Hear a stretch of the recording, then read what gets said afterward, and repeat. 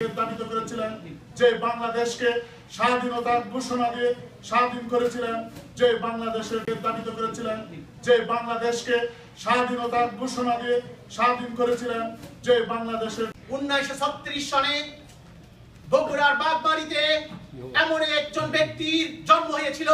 বন্ধুগণ, আজকে এই হায়না, যে হায়না ফ্যাসিস্ট সরকার শেখ হাসিনা সরকারের পায়ে তলে মাটি নেই। বন্ধুগণ, এই মানুষটির জন্ম যদি না হতো, তাহলে আজকে প্রবাসে আমরা যেভাবে বাংলাদেশের সবুজ পাসপোর্ট বহন করে আমরা আমেরিকায় অথবা প্রবাসের কোথাও আসতে পারতাম না, হয়তো আমাদেরকে পাকিস্তানের অধীনে আজ পর্যন্ত থাকতে হইত।